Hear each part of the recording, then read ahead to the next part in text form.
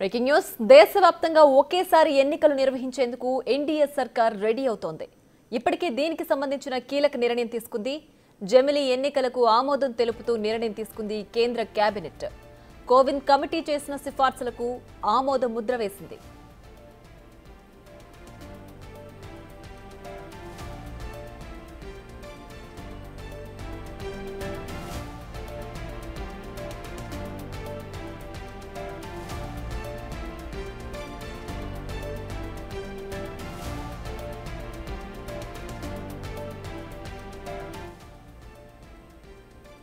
కేంద్ర ప్రభుత్వం జమిలీకే మొగ్గు చూపుతుండటంతో దీనికోసం ఉన్న అడ్డంకులన్నీ తొలగించేందుకు రెడీ అవుతోంది ఎన్డీఏ సర్కార్.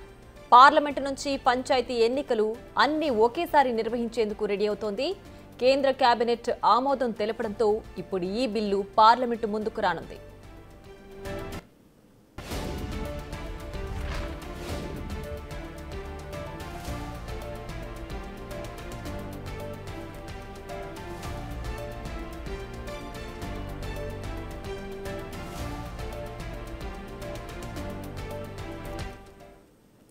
ఇక మరింత సమాచారం మా ప్రతినిధి శివ లైవ్ లో అందిస్తారు. శివ, చెప్పండి, జమిలీ ఎన్నికలకు సంబంధించిన బిల్లుకి కేబినెట్ ఆమోదం తెలిపింది కదా, ఏంటి దీనికి సంబంధించి డీటెయిల్స్, తర్వాత ప్రొసీజర్ ఏ విధంగా ఉంటుంది? రైట్ ప్రియా, కేంద్రం వన్ నేషన్ వన్ ఎలక్షన్ కు చక్కగా అడుగులేస్తుంది. దానిలో భాగంగానే ఈ రోజు జరిగిన కేంద్ర కేబినెట్ సమావేశంలో దేశవ్యాప్తంగా జమిలీ ఎన్నికలన్నీ కూడా ఒకేసారి నిర్వహించాలి.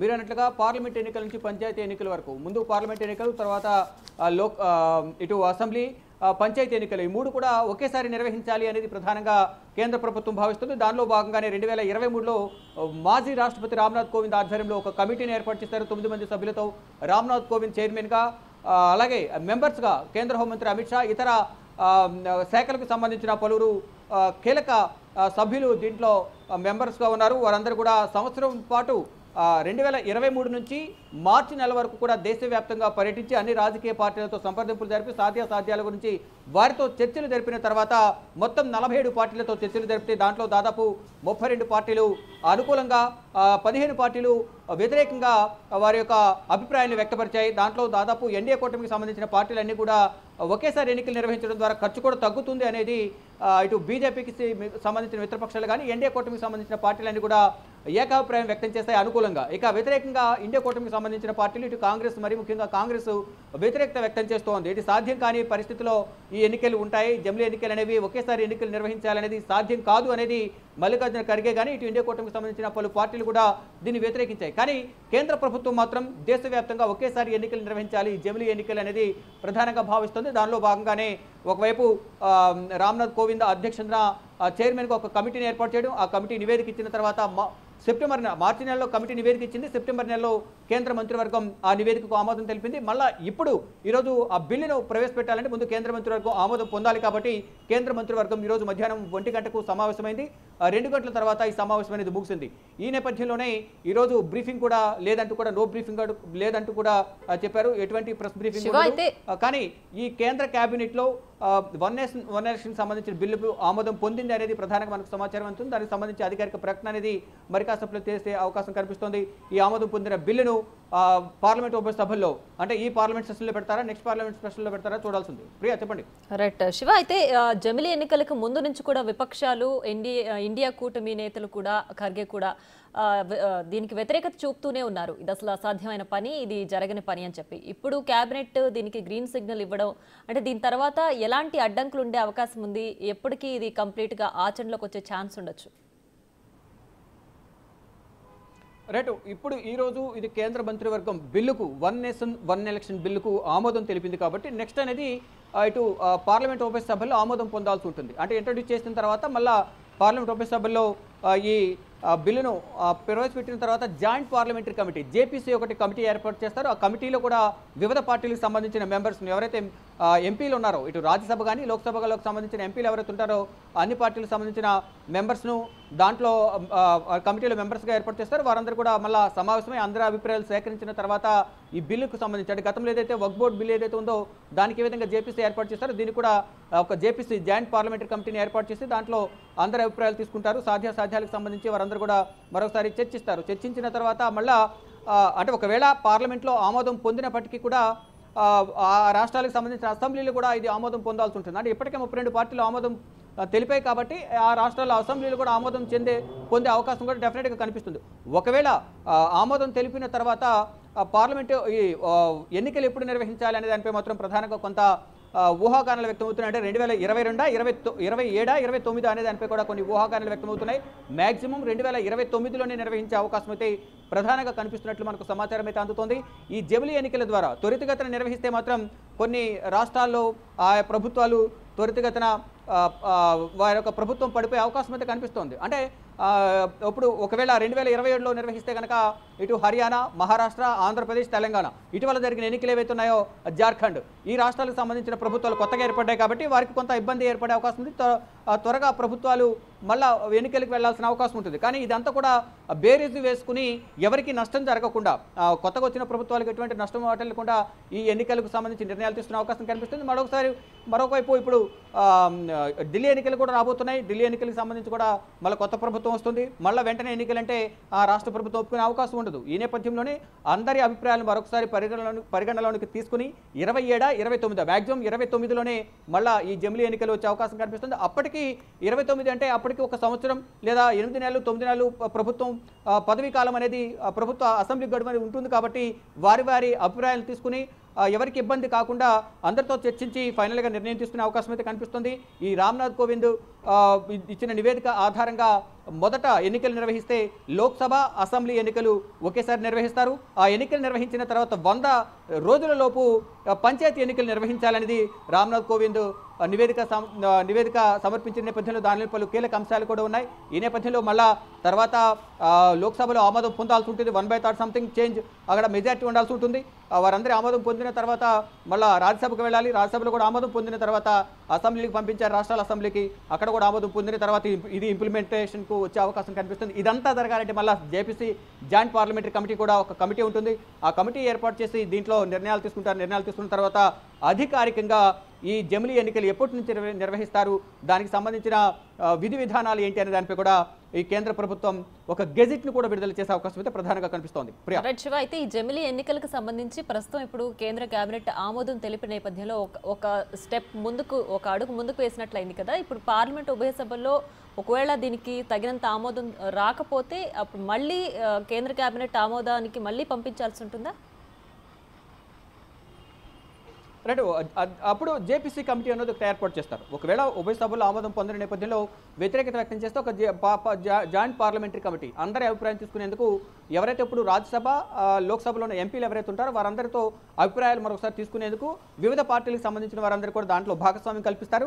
ఒకరిని చైర్మన్గా ఇటు అధికార పార్టీకి సంబంధించిన వ్యక్తినో లేదా ప్రతిపక్ష పార్టీకి సంబంధించిన వ్యక్తినో ఆ జేపీసీ కమిటీ చైర్మన్గా నియమిస్తారు. నియమించిన తర్వాత దాంట్లో పలువురు సభ్యులు జేపీసీ జాయింట్ పార్లమెంటరీ కమిటీ సభ్యులుగా కొంతమంది ఉంటారు. వారందరూ కూడా సమావేశం నిర్వహించి పలుమార్లు సమావేశం అవుతారు. ఎవరు అభిప్రాయాలు వారు వ్యక్తపరుస్తారు. అంటే వివిధ పార్టీలకు సంబంధించిన సభ్యులు దాంట్లో మెంబర్స్ ఉంటారు కాబట్టి వారి పార్టీలకు సంబంధించిన అధినేతల నిర్ణయాలను ఈ జేపీసీ కమిటీ సమావేశంలో అభిప్రాయాలు వ్యక్తపరుస్తూ ఉంటారు.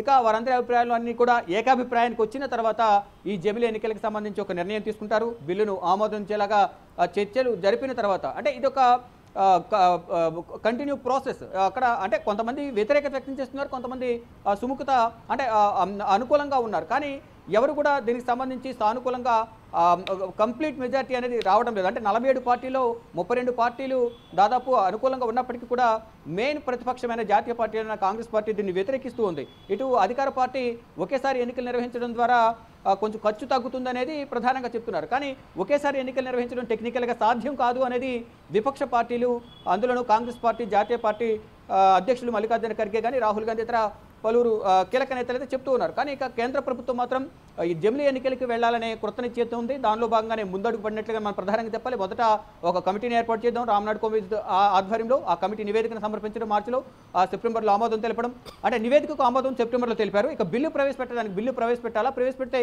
ఎటువంటి అడ్డంకులు ఏర్పడే అవకాశం ఉంది అనే దానిపై కీలకంగా ఈ రోజు జరిగిన సమావేశాలు గంటపాటు చర్చించిన తర్వాత ఆ బిల్లుకు ఆమోదం తెలుపుతున్నామంటూ కేబినెట్ మెంబర్స్ అందరూ కూడా, మంత్రులందరూ కూడా ఒక నిర్ణయానికి వచ్చారు. ప్రజెంట్ ఆమోదం పొందింది. దాన్ని దాన్ని పార్లమెంట్కు మూవ్ చేయాలి.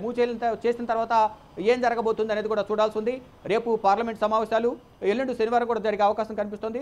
అంటే రేపు ఎల్లుండిలో ప్రవేశపెడతారా, లేదా సోమవారం ప్రవేశపెడతారా, లేదా 20 తారీఖు లోపు ప్రవేశపెడతారా అనేది చూడాల్సి ఉంది. ఒకవేళ ఈ పార్లమెంట్ సెషన్లోనే ప్రవేశపెట్టాలని కేంద్ర ప్రభుత్వం భావిస్తుంది. ఒకవేళ ఈ పార్లమెంట్ సెషన్లో ప్రవేశపెట్టకపోతే ఈలోపు మరొకసారి కేంద్ర మంత్రివర్గం ఇప్పటికీ ఆమోదం పొందింది కాబట్టి అంతర్గతంగా మళ్ళీ ఒకసారి చర్చించుకుని జేపీసీకి సంబంధించి కానీ విధి విధానాలకు సంబంధించి కానీ మరోవైపు పార్టీ అభిప్రాయాలు కూడా అంతర్గతంగా అందరికీ కూడా మరొకసారి సమాచారం ఇచ్చి ఈ బిల్లుకు ఆమోదం తెలపాలనేది వారందరినీ కోరే అవకాశం కనిపిస్తుంది. చూడడం మరి ఏం జరగబోతుంది. డిసెంబర్ 20 వరకు పార్లమెంట్ శీతాకాల సమావేశాలు జరుగుతున్నాయి కాబట్టి ఈలోపే బిల్లును ప్రవేశపెట్టాలనేది కేంద్ర ప్రభుత్వం భావిస్తోంది.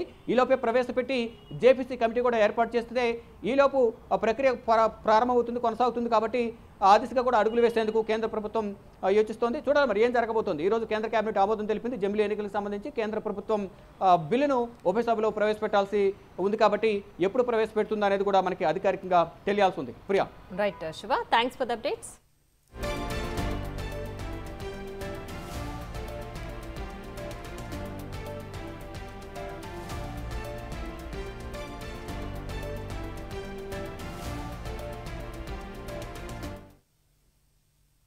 ఇక జమిలీ ఎన్నికలపై గత ఏడాది సెప్టెంబర్లో రామ్నాథ్ కోవింద్ కమిటీ ఏర్పాటైంది. 191 రోజుల్లో 65 సమావేశాలు నిర్వహించిన కమిటీ పలువురి సూచనలు, సలహాలు తీసుకుని నివేదికను రూపొందించింది.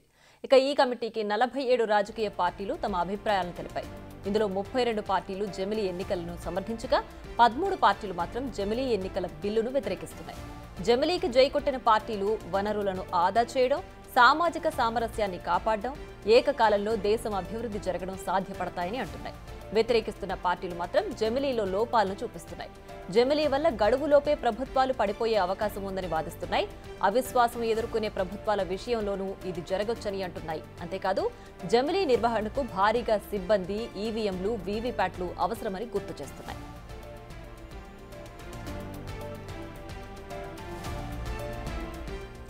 రామ్నాథ్ కోవింద్ కమిటీ 2 దశల్లో దేశంలో ఎన్నికలకు సూచనలు చేసింది. ఒకే దశలో ఒకేసారి లోక్సభకు, రాష్ట్ర అసెంబ్లీకి ఎన్నికలు నిర్వహించవచ్చు. ఆ తర్వాత 100 రోజుల్లో 2వ దశలో స్థానిక సంస్థల ఎన్నికలు నిర్వహించుకోవచ్చు. ఇందుకోసం దేశవ్యాప్తంగా electoral roll, voter ID card సిద్ధం చేయాల్సి ఉంటుంది.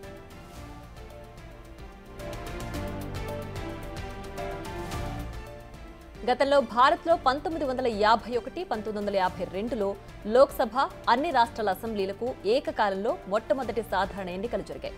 ఆ తర్వాత ఆయా రాష్ట్రాల్లో అసెంబ్లీలు, పార్లమెంటు రద్దు లాంటి పరిస్థితులతో ఎన్నికల పరిస్థితి మారింది. ఎన్నికల నిర్వహణలో మార్పు కారణంగా రాజకీయ పార్టీలలో ఖర్చు పెరిగిందని, తద్వారా ప్రభుత్వం ఖజానాపై భారం పడుతుందని కోవింద్ కమిటీ స్పష్టం చేసింది. ఒకేసారి ఎన్నికలు నిర్వహించడం ద్వారా ఓటింగ్ శాతం పెరగడంతో పాటు ఎన్నికల కోడ్ అడ్డు లేకుండా అభివృద్ధి కార్యక్రమాలపై దృష్టి పెట్టొచ్చని కమిటీ సిఫార్సు చేసింది. అయితే ఈ బిల్లు కోసం రాజ్యాంగంలోని 1951 ప్రజాప్రతినిధుల చట్టం, లోక్సభ, అసెంబ్లీల విధి విధానాల్లో సవరణలు చేయాల్సి ఉంటుందని సూచించింది.